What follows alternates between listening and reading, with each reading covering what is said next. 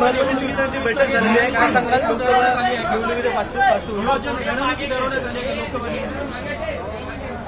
लोकसभेच्या निवडणुका जाहीर झालेल्या आहेत आणि त्या पार्श्वभूमीवर महाराष्ट्रातून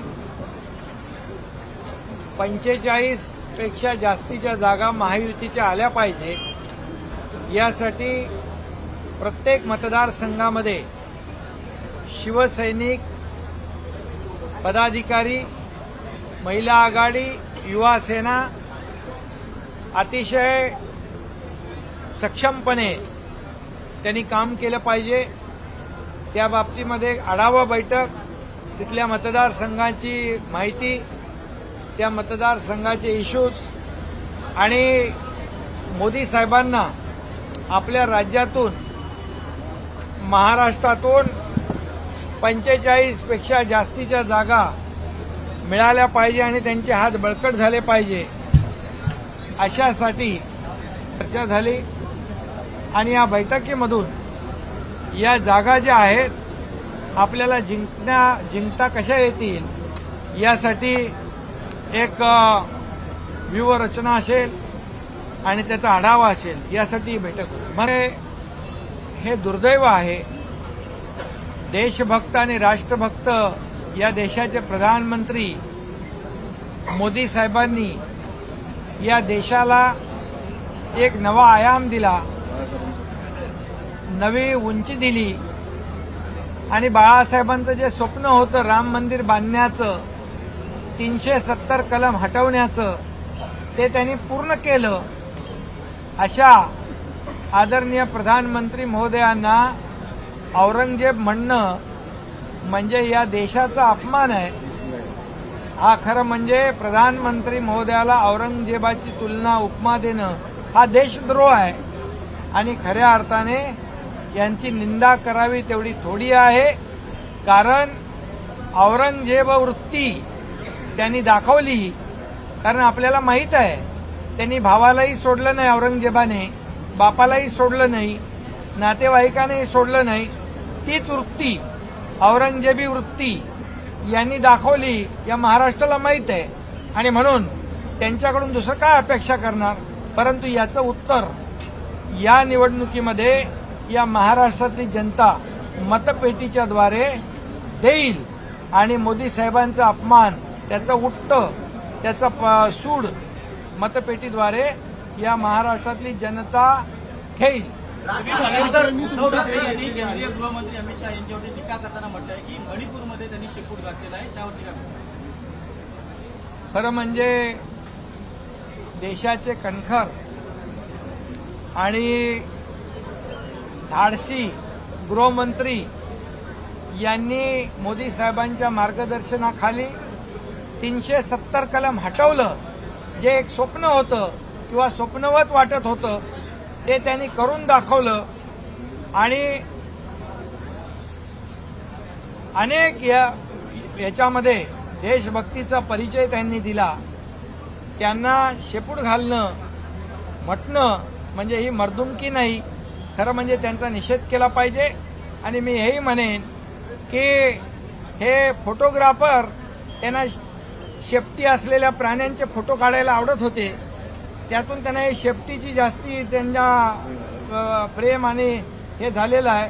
वेळ प्रसंगी शेपूट घालणारे, दिल्लीमध्ये जाणारे, दिल्लीच्या लोटांगण घालणारे आणि जेव्हा नोटीस आली की घाम फुटणारे, हे शेपूट घालणारे कोण आहेत? वेळेला शेपूट घालणारे कोण आहेत? आणि खुर्चीसाठी, सत्तेसाठी, मुख्यमंत्री पदासाठी कोणी शेपूट घातलं? सगळं सोडलं, विचार सोडले बाळासाहेबांचे. त्यामुळे आज राज ठाकरे यांच्याबरोबर आपली एक बैठक झाली, त्याबद्दल काय सांगाल? त्यांच्याबरोबर चर्चा झाली आहे, चर्चा सुरू आहे, योग्य वेळी योग्य निर्णय होईल. पण शिवसेनेच्या जागांची मागणी राज ठाकरे करतात. हिंदी में क्या चलो बोलो. हिंदी में सर आज जो बैठक हुई है, आज जो बैठक हुई है, चर्चा चालू आहे, चर्चा चालू आहे, योग्य वेळी योग्य निर्णय होईल. ते आता समविचारी पक्षाशी या ठिकाणी महायुतीमध्ये मोदी साहेबांचे विचार, पक्षाचं काम, सरकारचं काम यावर विश्वास ठेवून अनेक लोक सोबत येत आहेत। दो विषय है, जिस तरह से अभी यहाँ पर पार्टी के नेताओं की कार्यकर्ताओं की बैठक हुई है और इसके अलावा जो संजय राउत का कल का बयान है उसको किस तरह से देखते हैं? ये पार्टी की बहुत ही महत्वपूर्ण बैठक थी। लोकसभा चुनाव शुरू हुए हैं और महाराष्ट्र में उत्तर प्रदेश के बाद 48 सीटें हैं, इसमें 45 से ज्यादा सीटें हमें महायुति को लानी है और मोदी जी को उनके हाथ मजबूत करने हैं। मोदी जी को फिर से प्रधानमंत्री बनाना है। महाराष्ट्र का उसमें बहुत बड़ा योगदान चाहिए। इसीलिए ये आढावा बैठक आज हमारे कार्यकर्ताओं की, पदाधिकारियों के लिए हुई है और इससे निश्चित रूप से जितने 48 सीट्स है उसमें जो जो कैंडिडेट महायुति के होंगे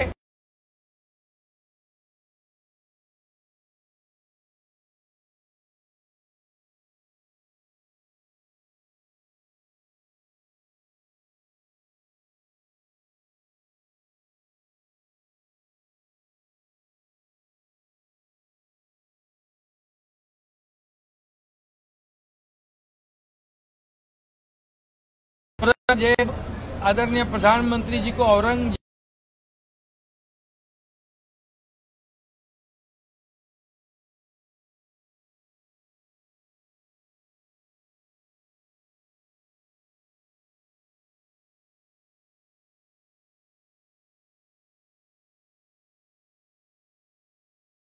औरंगजेब कहना ये देशद्रोह है, ये देश का अपमान है और इसका बदला ये पूरी देश की जनता और महाराष्ट्र की जनता आने वाले चुनाव में मतपेटी द्वारा जरूर लेंगे।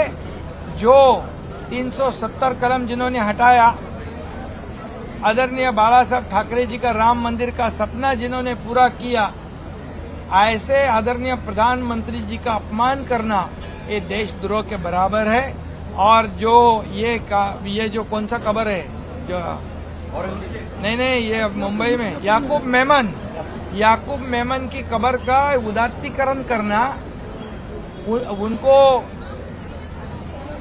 सजाना, ये कौन सा प्यार है? और सावरकर जी का अपमान करने वाले लोगों को साथ देना, ये कहा कि मर्दुमकी है। और इसलिए मैं यही कहूंगा, ये पूरे देशवासियों का अपमान है। आदरणीय मोदी जी ने देश को पूरी दुनिया में रोशन करने का काम किया है, एक नया आयाम देने का काम किया है, एक नई ऊंचाई देने का काम किया है।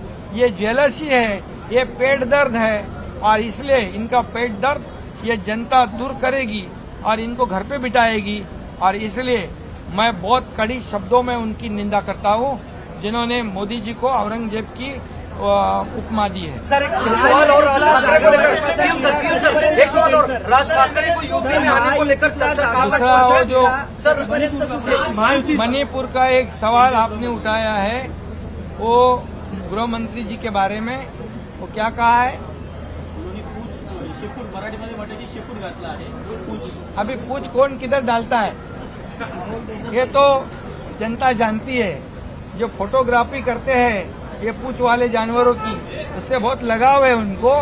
और मैं तो कहूंगा एक डैशिंग एक गृह मंत्री इस देश को मिला है और 370 कलम हटाने का काम मोदी जी के मार्गदर्शन में उन्होंने किया है। और इसीलिए ये जब इनको ऊपर जब कुछ आता है, संकट आता है, आपत्ति आती है, तब भाग के जाते हैं, तब कुछ कौन डालता है? ये देखो, इसलिए मुझे ज्यादा उस पर कुछ कहना नहीं है।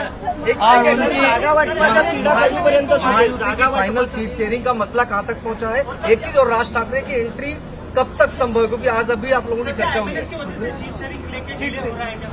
कोई नहीं, ऐसी बात नहीं है, चर्चा शुरू है, योग्य समय पर निर्णय होगा।